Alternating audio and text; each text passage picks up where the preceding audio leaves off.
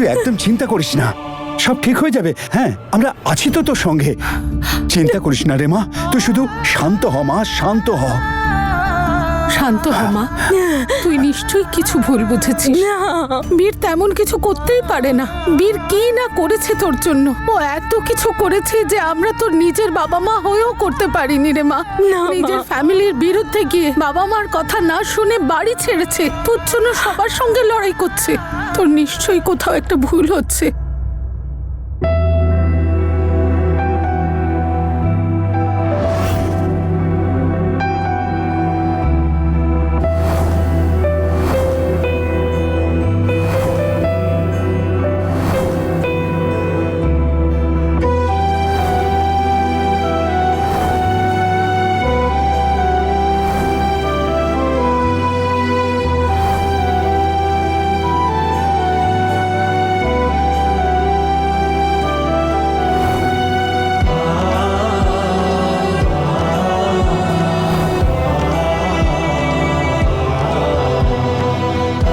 এটা আমাদের ভালোবাসার সব থেকে খারাপ সময় তনু। তুমি অনেক কিছু সহ্য করেছো, আমিও মনকে পাথর করে সবকিছু সইব। তার কারণ আমি জানি যে তুমি আমাকে কোনোদিনও ঘৃণা করতে পারবে না। এটা সময়ের একটা গভীর মায়া। তুমি এই সময়ের ফেরে কনফিউজ হয়ে গেছো, কিন্তু কোনো ব্যাপার না। যেভাবে তোমার সবকিছু মনে পড়ে গেছে, সেইভাবে তুমি নিজের খারাপ স্মৃতিগুলো ভুলে আমার কাছে আবার ফেরত আসবে। কোনো ভুল বোঝাবুঝি নেই মা, কোনো ভুল বোঝাবুঝি নেই। আমি নিজে ওদেরকে একসাথে দেখেছি কতবার।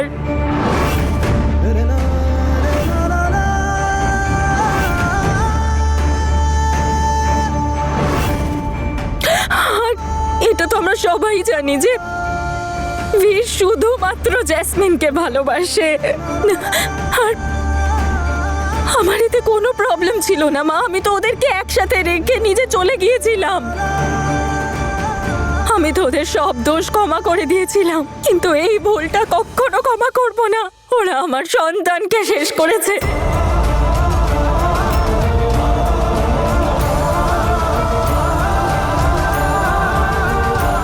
যদি আমাকে শেষ করে দিত কিচ্ছু বলতাম না, কিন্তু ওরা আমার সন্তানকে শেষ করেছে। আমি প্রেগনেন্ট ছিলাম মা, আমার গর্ভে বীরের সন্তান ছিল।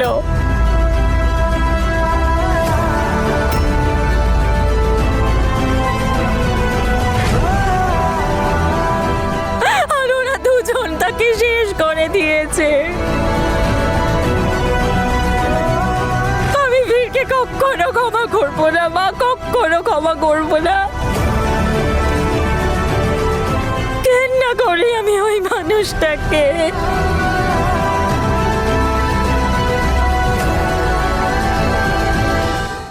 তনু, তনু, তুমি কি বলছো মা? আমি সত্যি বলছি মা, আমি প্রেগনেন্ট ছিলাম।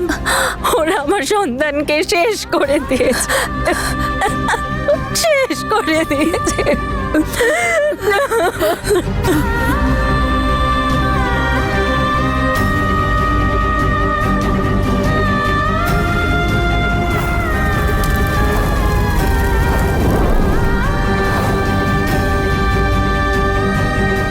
তনু, তনু মা, তনু, তনু, তনু, তনু, তনু, মা, আমি ডক্টরকে ডাকছি। কেউ ডাকো। তনু, তনু, তনু, তনু মা।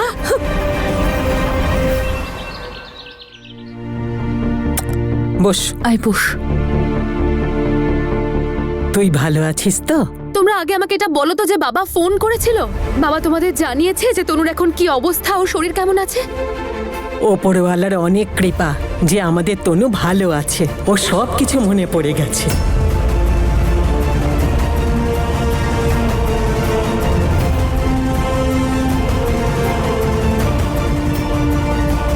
শুধু একটা ব্যাপার অবাক লাগছে, জানি না তনু কি করে ওইখানে পৌঁছে গেল যেখানে ওর সাথে আগে একটা দুর্ঘটনা ঘটেছিল। আর একই ঘটনা, সেই গুদামে আবার আগুন লাগলো, যা দেখে তনু সামলাতে পারল না, আঘাত পেল আর অজ্ঞান হয়ে গেল।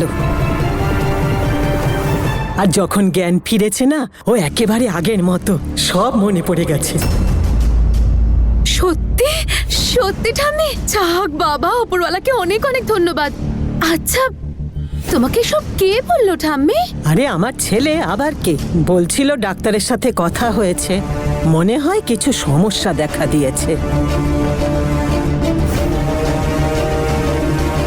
তনু আবার সবকিছু বলে দিল না তো যে আগুনটা আমিই লাগিয়েছিলাম? ইটস ওকে, চিন্তার কোনো কারণ নেই। মানসিক অবস্থা ঠিক নেই, তাই অজ্ঞান হয়ে গেছে। দেখেছেন আপনি দিদি, কি নাশ হয়েছে আমার মেয়েটা। আমরা তো জানতামই না যে ও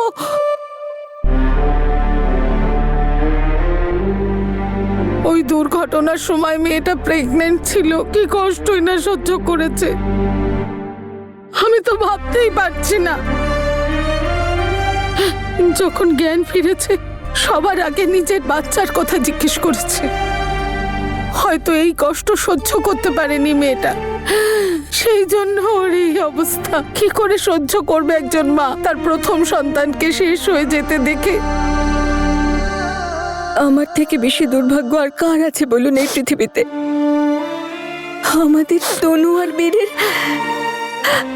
প্রথম সন্তান, আমাদের পরিবারের বংশধর।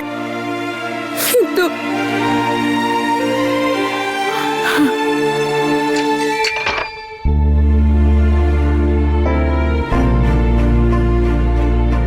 কেমন আছিস বাবা? আমি ঠিক আছি, কিন্তু তুমি এত তাড়াতাড়ি আমাকে কিভাবে ছাড়ালে? তুই কিছু করলে তবে তো আটকে রাখবে। এই কেসের আগে ইনভেস্টিগেশন হয়েছে, তখনও তোর বিরুদ্ধে কিচ্ছু পাইনি। আর তারপর অঙ্গদ সবটা স্বীকার করে নিয়েছিল। না হলে তোকে ছাড়ানো খুব কঠিন হতো বাবা। তনুর এটা করা উচিত হয়নি। না বাবা, তনুর কোনো দোষ নেই। ও সেটাই দেখেছে, সেটাই বুঝেছে, যেটা ওকে দেখানো হয়েছে, বোঝানো হয়েছে। অঙ্গ তোর ব্রেন ওয়াশ করে দিয়েছিল, আর তারপরে এই ট্র্যাজিক অ্যাক্সিডেন্টটা হওয়ার পর ও আর নতুন করে কিছু ভেবে ওঠার সময় পাইনি। কিন্তু এবার সব ঠিক হয়ে যাবে। আমি তনুকে বোঝাবো যে আমি ওকে ভালোবাসি, আমি ওর সাথে কোনো অন্যায় হতে দেবো না, না অন্যায় করব। আমি জানি বাবা, তোদের দুজনের সম্পর্ক খুব গভীর, আর ভুল বোঝাবুঝির চড়াই উতরাইয়ে এ সম্পর্ক ভাঙবে না। বাবা শিগগিরই চলো, আমি ওর সাথে দেখা করব, কথা বলবো, বোঝাবো সবকে যে আমি ওর সাথে কোনো অন্যায় করিনি, আমি তোকে ভালোবাসি। এসো চলো, এসো। একদিক দিয়ে ভালোই হলো, এর জন্য তুই নিজেকেই দোষ দিচ্ছিলি। তোর শরীরের জন্য সেটা ভালো ছিল না। চল মা, গিয়ে রেস্ট নিবি। হয়তো তুমি এখনো পুরো কথাটা শোনোনি জেঠিমা। তনু এখনো পুরোপুরি সুস্থ হয়নি। বেচারি কে জানে মেয়েটা এখন কি কি প্রবলেমের মধ্যে দিয়ে যাচ্ছে। আর আমি এখন এখানে কি করছি? আমার তো আমার দিদির কাছে থাকা উচিত, তাই না? জেঠিমা, আমি যাচ্ছি, আর তুমিও চলো এখন আমার সাথে।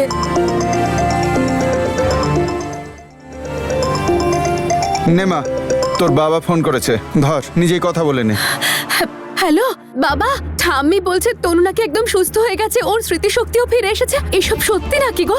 আর ও যদি স্মৃতিশক্তি ফিরে এসে থাকে তাহলে প্রবলেমটা কি? কি বলছে ডক্টর? কমপ্লিকেশন কি আছে? ঠিক আছে তো তনু বাবা? হ্যাঁ রে মা, তনুর স্মৃতি ফিরে এসেছে, কি তোর না এর আগের কথা কিছুই মনে নেই।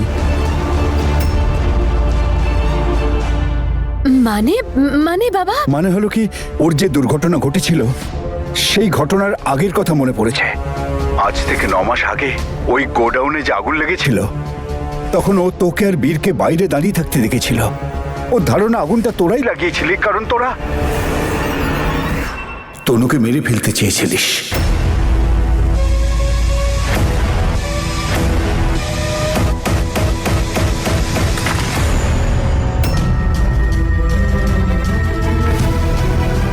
হ্যালো হ্যালো, জাসমিন, জাসমিন, কোনো কথা শোনা যাচ্ছে না।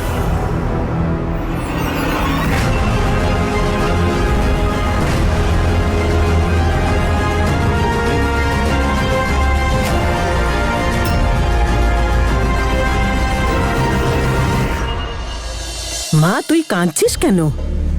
কি হয়েছে জেসমিন? কেন কাঁদছিস মা? আর আমি কি করব জেঠিমা?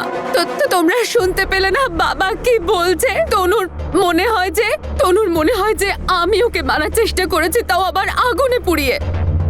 জেঠু কোন বোন তার নিজের দিদির সাথে এরকম করবে বলো তো?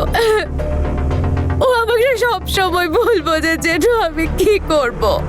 না মা, মা ওভাবে ভাবিস না, সব ঠিক হয়ে যাবে। হয়তো ও এমনি বলে ফেলেছে এটা। তুই মা ওর কথাটা এভাবে গায়ে মাখিস নি। জেঠু জেঠিমা তোমরা যাও মা বাবার কাছে। কে জানে ওরা দুজন কিভাবে একা সামলাবে তনুকে, জানি না।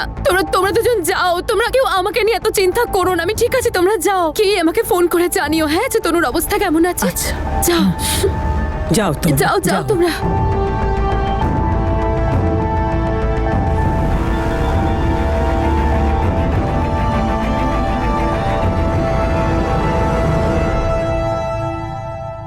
তনুর প্রেগনেন্সির ব্যাপারে তুমি জানতে?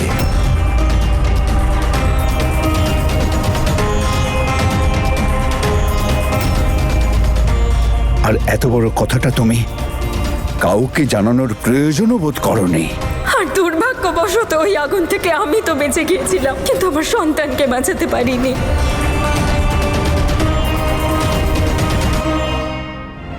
সেই মুহূর্তে আমি এটা জানতাম না। আমি আর জ্যাসমিনও জানতে পেরেছি লন্ডনে, তানিয়ার থেকে। তানিয়ার কাছে তনুর রেকর্ডিং ছিল, যেটা পুলিশ পেয়েছিল। আর তারপর অমৃত আমাদের ছেড়ে চলে গেল। আমি আপনাদের সবার কষ্ট বাড়াতে চাইছিলাম না, সেই জন্য আমি আর কিচ্ছু বলিনি। বীর ও আমাদের মেয়ের সন্তান ছিল, ওর ব্যাপারে জানার পুরো অধিকার ছিল আমাদের। কিন্তু তুমি তো নিজেই সিদ্ধান্ত নিয়েছিলে যে আমাদের মধ্যে কাউকে বলবে না। কেন বাবা? তার কারণ এতটা সহজ নয় ব্যাপারটা, নিজের সন্তানের চলে যাওয়ার কষ্টটা বয়ে চলা। আমাকে জিজ্ঞাসা করুন, কি ঝড় বয়েছিল আমার ওপরে যখন আমি জানতে পারলাম যে আমি আমার সন্তানকে হারিয়েছি। সহ্য করতে পারছিলাম না আমি, এতটুকুও নহে। আর তারপর অমৃত আমাদের ছেড়ে চলে গেল। আপনারা সহ্য করতে পারতেন না এই দুটো খবর, আর আমি আপনাদের কষ্ট কম করতে চেয়েছিলাম, কারণ আমি জানতাম যে আপনারা এইগুলো সহ্য করতে পারবেন না। আর সেই জন্য আমি তানিয়াকে তনু করে নিয়ে এসেছিলাম, যাতে ওকে দেখে অমৃতের মৃত্যুর কষ্টটা সইতে পারেন আপনারা। যাকে আবারও আমার এই সিদ্ধান্তটা ভুল ছিল হয়তো। তাছাড়া আমি এখন সেই ইনসিডেন্টটা নিয়ে ভাবতে চাইছি না, আমি শুধু তনুর ব্যাপারে ভাবছি। আমার ওকে সত্যিটা বলতেই হবে, তার কারণ ও যদি সত্যিটা না জানে ও আমাকে ঘৃণা করতে থাকবে, আর ওর ঘৃণাকে সাথে নিয়ে আমি বাঁচতে পারবো না। সেই জন্য আমার ওর সাথে কথা। বীর, কি আর কথা বলবে তুমি? তার যখন কিছুই মনে নেই, কি আর বলবে তুমি তাকে? ওর তো এইটাও মনে নেই যে তুমি এখন ওর স্বামী। তোমার প্রেম ভালোবাসার কথা কিছুই মনে নেই ও।